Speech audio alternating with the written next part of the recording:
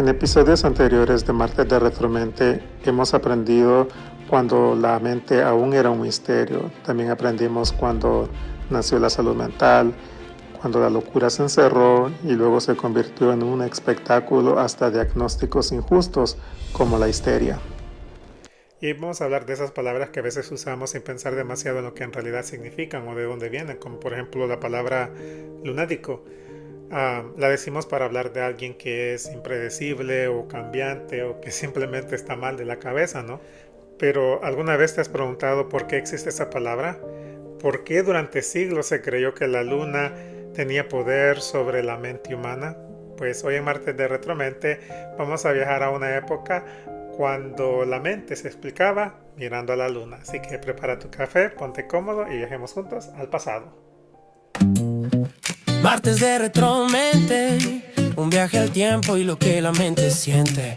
Porque para entender la mente, a veces hay que mirar atrás de Retromente con Mr. En la antigüedad y durante parte de la Edad Media, la mente era un misterio total. No existía la psicología, no existía la psiquiatría y mucho menos existía la salud mental. Entonces, cuando alguien tenía cambios de humores intensos, crisis emocionales, confusión o comportamientos distintos a los aceptados en la sociedad, pues la gente buscaba explicaciones en lo que podía ver, en lo que podía observar a su alrededor. Y una de las cosas más visibles, más poderosas, más grandes y brillosas que podían ver era la luna. Y así como creían que la luna movía las mareas, también se creía que la mente era movida por la luna. Así que si alguien actuaba de forma extraña durante la luna llena, pues la conclusión era sencilla, que estaba poseído o estaba bajo la influencia de la luna. Y de ahí fue que nació el término lunático, del latín lunaticus, que significa literal afectado por la luna. Y pues la persona no era vista como enferma, sino como dominada por una fuerza externa. Y ya con el paso del tiempo, pues la idea del lunático empezó a cargarse de algo más peligroso. Ya la gente sentía miedo al que le dijeran que era un lunático. Quienes tenían crisis emocionales, episodios psicóticos o conductas impredecibles no solo eran vistos como inestables, sino que ahora ya también eran vistos como personas peligrosas. La luna dejó de ser solo una explicación y se convirtió en una excusa. Excusa para encerrar, excusa para aislar, excusa para no escuchar. No se preguntaba qué le pasaba a la persona, se asumía que estaba simplemente fuera de control. Así la palabra lunático empezó a arrastrar burla, rechazo y estigma.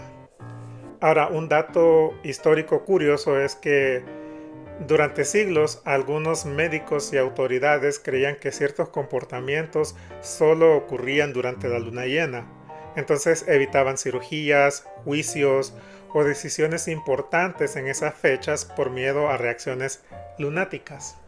Ahora, independientemente de lo que creas o pienses sobre este término, no existe ninguna evidencia científica sólida que pruebe que la luna cause trastornos mentales. Pero pues ya ese término quedó y con él siglos de desinformación. Y pues así llegamos al punto de hablar sobre el personaje histórico que marcó una diferencia, ¿no?, en ese periodo en el tiempo. Esto pasó alrededor del siglo XVIII, que alguien decidió mirar distinto. Y esta persona fue un médico francés del cual ya hablamos en algunos episodios atrás, Philippe Pinel. Philippe Pinel cuestionó la idea de que estas personas estaban dominadas por la luna o que eran irrecuperables.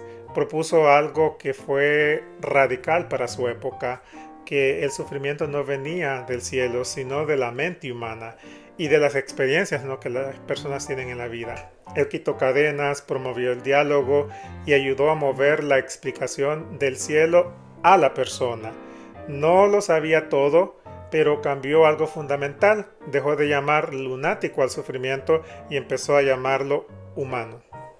Y ya con el avance de la medicina y la psicología, la idea del lunatismo fue perdiendo fuerza.